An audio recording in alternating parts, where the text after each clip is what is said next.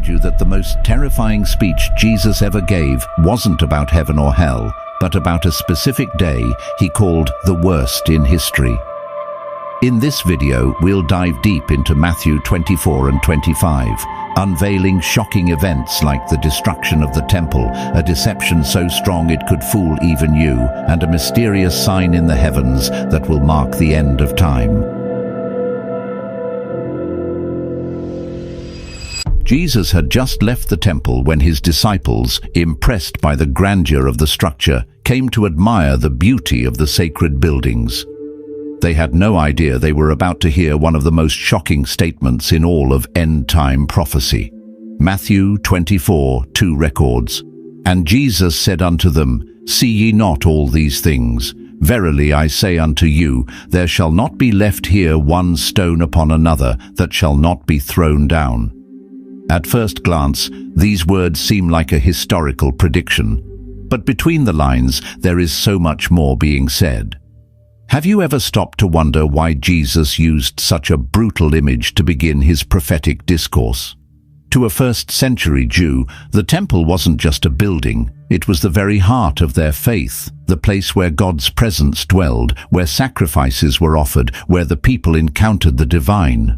Saying, "Not one stone shall be left upon another," was like saying the world as they knew it was coming to an end. And this is where Jesus' prophetic discourse becomes truly terrifying, because he doesn't begin with apocalyptic beasts or heavenly signs. He starts with the collapse of what man believed was unshakable. And here's something few ever mention. This prophecy was so precise that when the Romans destroyed Jerusalem in 70 AD, every block of the temple was indeed thrown down, not by coincidence, but because molten gold had seeped between the stones, forcing the invaders to tear them apart one by one. Literally, not one stone was left upon another.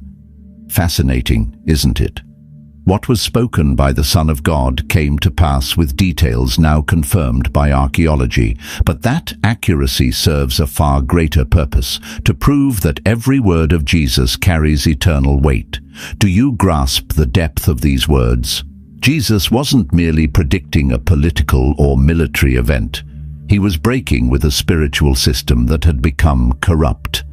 The temple represented a structure that no longer bore fruit, like the fig tree he had cursed days before. Jesus was signaling the end of one era and the beginning of another. The old covenant was being removed, and a new one was about to be sealed in blood.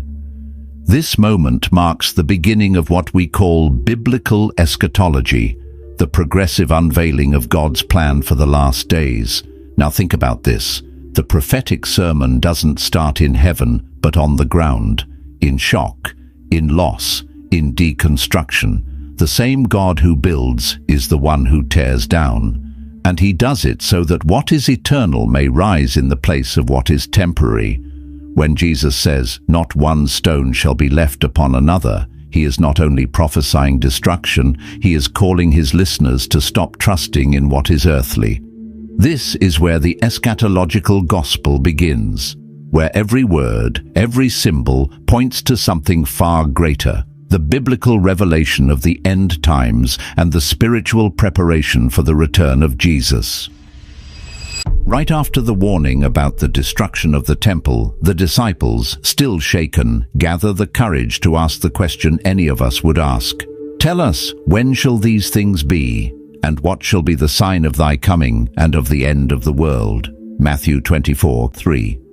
Jesus' response, however, doesn't offer immediate comfort. On the contrary, it deepens the fear. He speaks of wars, rumors of wars, nation rising against nation, kingdom against kingdom, famines, pestilences, and earthquakes in various places. And then he concludes, "All these are the beginning of sorrows." Matthew 24:8. Birth pains. This expression chosen by Jesus isn't just poetic, it is theologically rich with meaning. Anyone who has witnessed childbirth knows it is a real, slow, painful, and uncontrollable process. It is not the end itself, but the sign that something is about to be born. And that is exactly what Jesus is saying here. These global events, as terrifying as they may be, are not yet the end of time. They are signs that something greater is about to unfold. And more, these signs are not random. They follow a prophetic pattern, visible only to those with spiritual discernment. Now take a closer look. Wars and earthquakes have always existed, but what Jesus is revealing in his prophetic discourse is an intensification of these signs, a global accumulation, a synchronization that echoes his prophecies in a larger context. He is telling us that when these birth pains become more frequent and the contractions closer together, then the birth is near, that is, the return of Jesus. This point is often ignored in many teachings. Jesus is not simply referring to isolated historical events. He is giving his disciples, and us, an eschatological lens. He is revealing how we should interpret the world around us.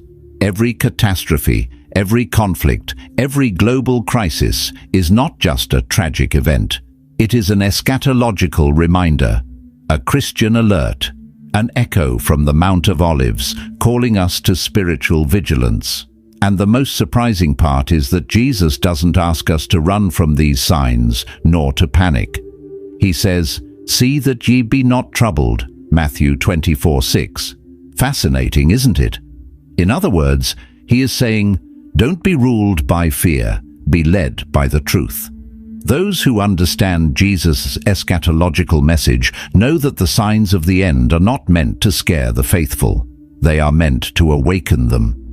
Had you ever considered that the expression birth pains means the end times won't be a sudden collapse, but a carefully orchestrated sequence of signs preparing the stage for the greatest manifestation in history, the second coming of Christ?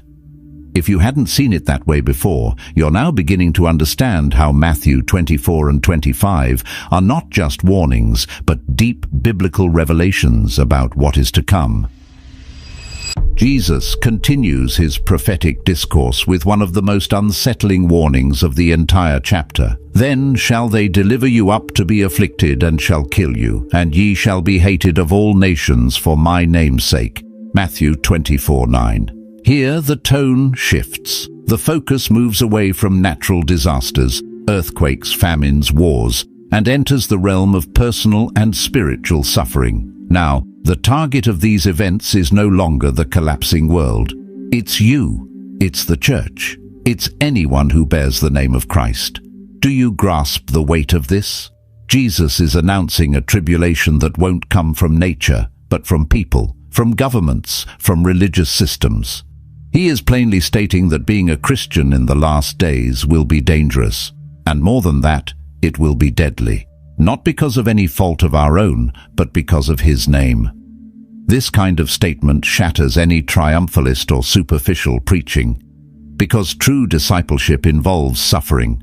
But Jesus doesn't stop there. He says that many will be offended, will betray one another, and will hate one another. Then he warns about false prophets who will deceive many, and adds, "And because iniquity shall abound, the love of many shall wax cold." Matthew 24:12. This is perhaps one of the most terrifying descriptions in the eschatological gospel. It's not just about external persecution, but internal apostasy. The problem isn't just the world hating the faithful, it's that some of the faithful themselves will turn away from Christ. Now think with me. If the love of many will grow cold, that means at some point they were warmed by faith. We're talking about people who walked among the church, who heard the word, who professed the faith, and who, under pressure, abandoned it all. That is terrifying, and it's exactly what Jesus said would happen. But there's a precious gem in the midst of this desolate ground. He concludes, "But he that shall endure unto the end, the same shall be saved." Matthew 24:13. This sentence is not just a comfort, it is a call to perseverance. Jesus does not promise immediate deliverance from persecution, but he promises eternal salvation to those who do not deny his name, even if it costs them everything. That is the essence of spiritual vigilance. It's not about living in fear, it's about living prepared. Had you ever considered that the greatest battle of the end times won't be between nations, but between faith and apostasy? Between standing firm or being offended, and even more, between the love that remains strong and the love that grows cold. This is the Christian warning few dare to preach. Jesus is painting a scenario where the signs of the end won't just be external, they will be deeply internal. The spiritual thermometer will be love, and many will fail that test. And then Jesus enters a part of his discourse that carries one of the most enigmatic and feared expressions in all of biblical eschatology. When ye therefore shall see the abomination of desolation, spoken of by Daniel the prophet, stand in the holy place, whoso readeth, let him understand. Then let them which be in Judea flee into the mountains. Matthew 24:15-16. This is where Jesus' prophetic message reaches a new level, because he's no longer just describing signs. He's giving survival instructions. But what exactly is this abomination of desolation, and why does Jesus command immediate flight upon seeing it? To grasp the weight of this warning, we must go back to Daniel 9:27, where it speaks of a sacrilege set in the holy place that brings devastation. Jesus is echoing that prophecy and declaring that when something impure, something profane, is placed where only God should dwell, that will be the spark of a catastrophic event, a turning point on the prophetic clock, the final sign for those who are watchful. Historically, many scholars connect this prophecy to the destruction of the temple in 70 AD, when the Romans invaded Jerusalem, desecrated the altar, and slaughtered hundreds of thousands. And indeed, many Christians of that time escaped, fleeing to Pella, precisely because they remembered these words of Jesus. So did the prophecy come true? Yes, but only partially. Because what Jesus describes next goes far beyond the historical limits of that generation. He says, "For then shall be great tribulation, such as was not since the beginning of the world to this time, no, nor ever shall be." Matthew 24:21. Can you imagine that? The worst day in human history is still yet to come. The abomination of desolation is not just a physical event, it is spiritual, moral, and eschatological. Some associate it with a future desecration of a third temple in Jerusalem. Others point to the rise of a global antichrist system that will set itself in the place of God. Whatever the final literal fulfillment may be, the point is clear. This will be the trigger for the greatest tribulation in history. Now pay close attention. Jesus says to flee. Not to resist, not to fight, not to debate. Flee. This shows how severe this event will be, so serious that he says, "And except those days should be shortened, there should no flesh be saved. But for the elect's sake, those days shall be shortened." Matthew 24:22. That sentence echoes like thunder in the soul. God, in his mercy, will intervene so that his chosen ones are not completely wiped out. Had you ever realized that Jesus is not just describing an eschatological event, but a definitive spiritual rupture?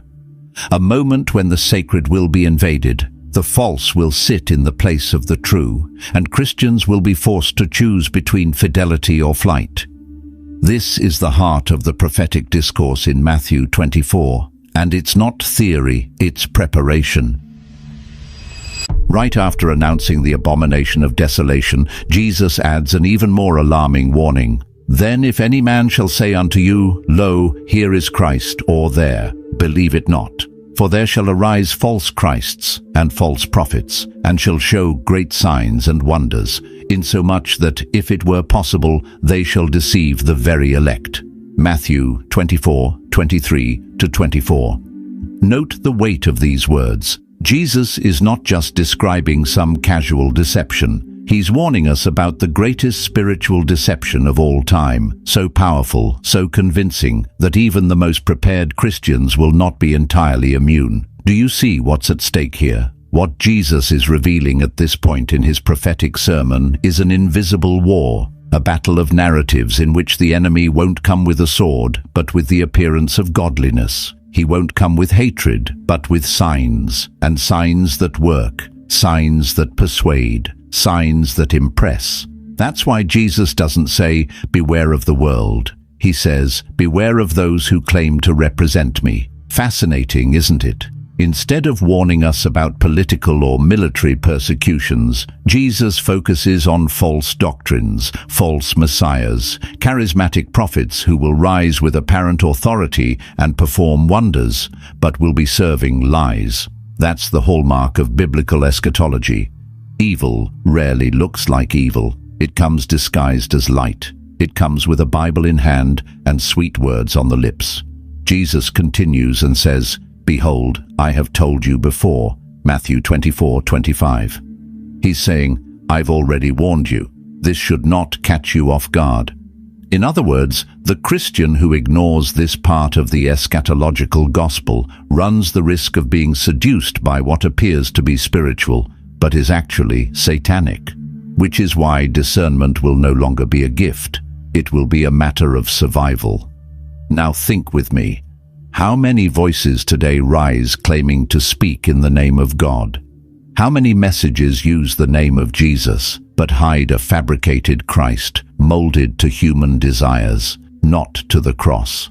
What Jesus is exposing in Matthew 24 and 25 is not just a description of the end of the world. It's a map of the deception that will overtake the global religious scene. And here's the most chilling detail. If it were possible, even the elect would be deceived. That shows how seductive this deception will be. It shows that the return of Jesus will be preceded by a spiritual delusion so deep that even people inside the church will follow it. And for this reason, the only protection will be the word. Faithfulness. Knowing what Jesus actually said about the end, not what the world or institutional religion wants to say. The big question that emerges is, would you recognize a false Christ if you saw one? Would you be able to discern between a true spiritual manifestation and a well-produced deception? Because according to Jesus, the signs of the end won't deceive the wicked. They'll attempt to deceive the saints. After warning about the spiritual deception that will take over the world, Jesus lifts the veil on the most impressive and terrifying apocalyptic signs of his entire prophetic discourse. Immediately after the tribulation of those days shall the sun be darkened, and the moon shall not give her light, and the stars shall fall from heaven, and the powers of the heavens shall be shaken. Matthew 24:29. At this point, there are no more metaphors. Jesus is speaking of a cosmic collapse, a celestial upheaval visible to all and impossible to ignore. This description doesn't stand alone in Scripture. The prophets had already spoken of it. Joel 2:31, for example, announces that the sun shall be turned into darkness and the moon into blood before the great and the terrible day of the Lord come.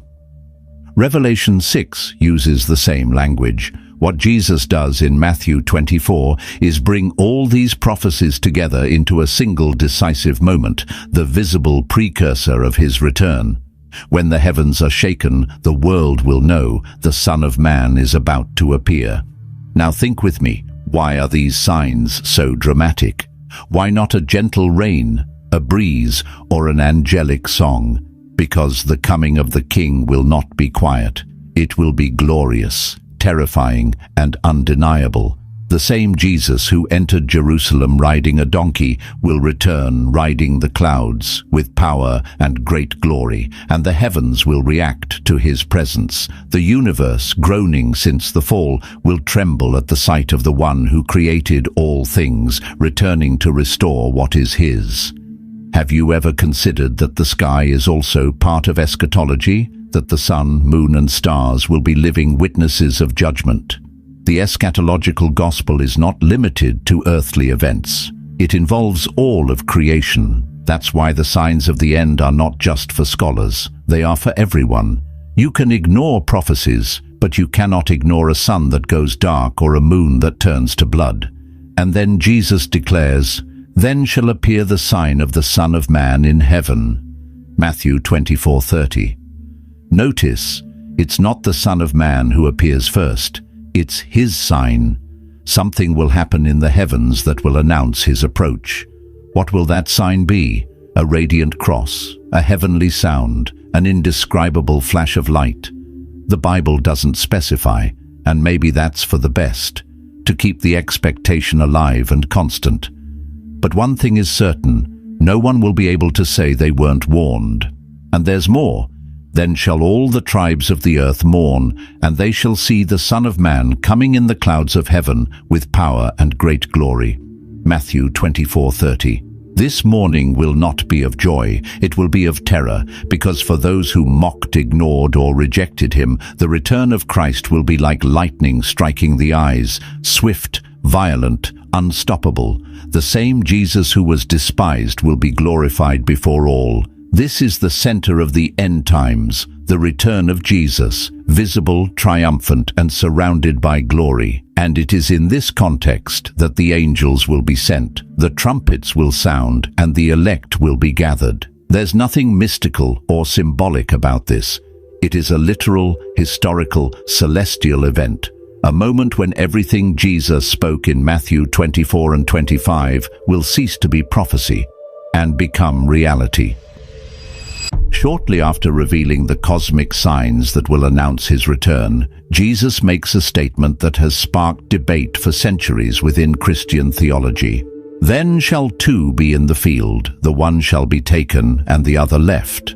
Two women shall be grinding at the mill, the one shall be taken and the other left. Matthew 24:40-41. The division is clear, sudden, beyond human explanation. And the inevitable question arises, who are the ones taken? Who are the ones left? This is one of the most discussed points in biblical eschatology. Many see here a description of the rapture, the removal of the saved from earth before the Great Tribulation. Others interpret it in the exact opposite way, that the taken are those facing judgment, as in the days of the flood, and the left are the faithful who remain to reign with Christ. Fascinating, isn't it? A single phrase, two interpretations that still divide theological schools to this day. But Jesus gives us a key just a few verses earlier. In Matthew 24:37-39 he says, "But as the days of Noah were, so shall also the coming of the Son of Man be, and knew not until the flood came and took them all away." Pay attention, who was taken by the flood? The wicked. And who remained? Noah and his family, preserved by God. This reference suggests that those taken here may be associated with judgment, not salvation. A terrifying warning, especially for those who assume being taken always means escaping. Had you ever considered this? That maybe the rapture isn't exactly what you've always been told, that maybe this passage, often used to comfort, is in fact a warning to those living in distraction? Jesus' prophetic discourse is intentionally provocative. He wants to shake us from the comfort of religiosity and place us in a state of constant watchfulness, because whatever the order of events, the separation will be real. One will be taken, the other left, and no one will know the hour. Further ahead, Jesus says, "Watch therefore, for ye know not what hour your Lord doth come." Matthew 24:42. In other words, the central point is not to debate who will be taken or left, but to make sure that when the Lord comes, you're among the prepared. The emphasis here is not on knowing the exact prophetic timeline, but on keeping your lamp burning. This part of the eschatological gospel reminds us that the return of Christ will be as sudden as falling asleep on an ordinary night. There will be no time to run, revise doctrine, or seek last-minute repentance. The separation will be final, and those distracted by the day-to-day, field, mill, routine will be caught off guard. So the question is not just, who will be taken? The real question is, will you be ready when this separation happens? Because what Jesus is explaining here is not a theory. It's an imminent and deeply dividing reality. Among all the declarations in Jesus' prophetic discourse, perhaps none is as debated as this one. Verily I say unto you, this generation shall not pass, till all these things be fulfilled.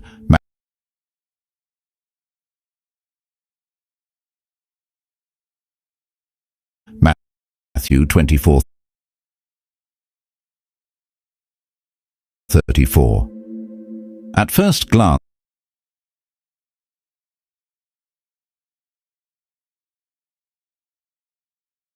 this verse seems to challenge the common understanding of end-time chronology.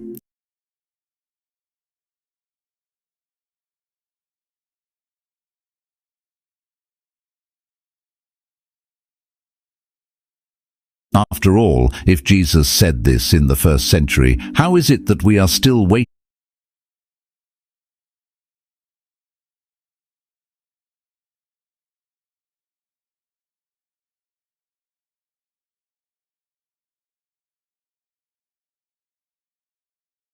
for many of these prophecies to be fulfilled?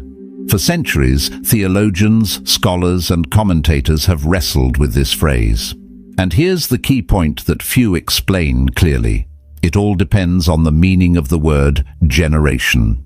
In Greek, the term is genia, which can mean not only a literal biological generation of about 40 years, but also a race, a lineage, or even a type of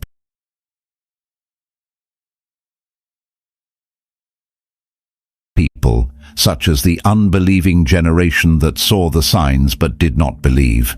But Jesus was not playing with words. He never did. What he was doing, as always,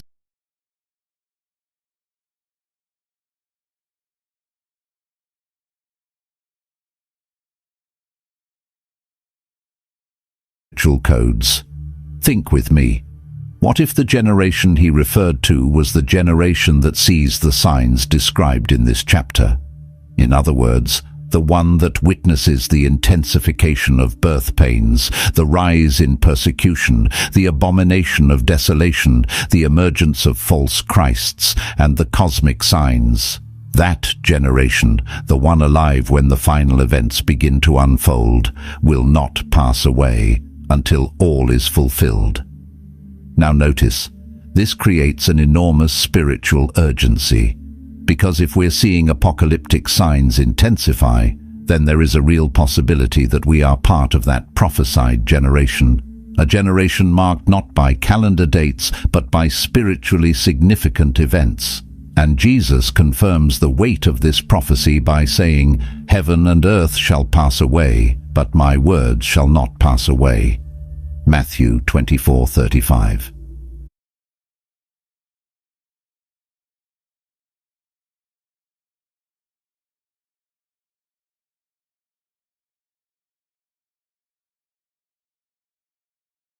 In other words, this promise is sealed, irrevocable.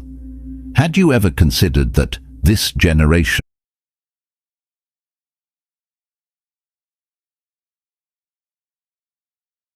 may not refer to a specific date,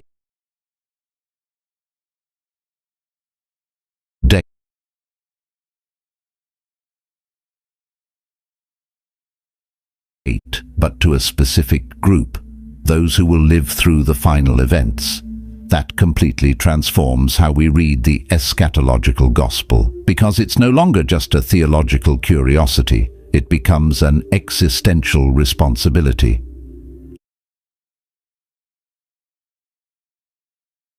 Jesus is saying that once the line is crossed, everything will unfold rapidly. The generation that sees the beginning will also see the end, and that changes everything. Because instead of relaxing due to how long it's taken, we should double our watchfulness. This is a vital spiritual key in the biblical study of Matthew 24. The idea is not to set dates, but to understand seasons, not to predict the exact moment, but to discern the times. That's why Jesus begins this section with the parable of the fig tree, Matthew 24:32 through 33, saying, "When ye shall see all these things, know that it is near,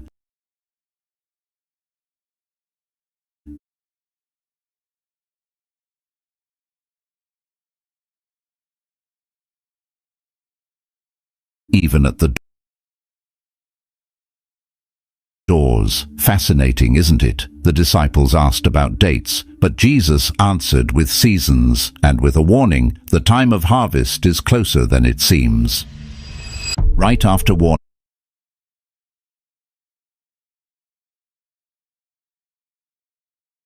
for the generation that will witness everything unfold, Jesus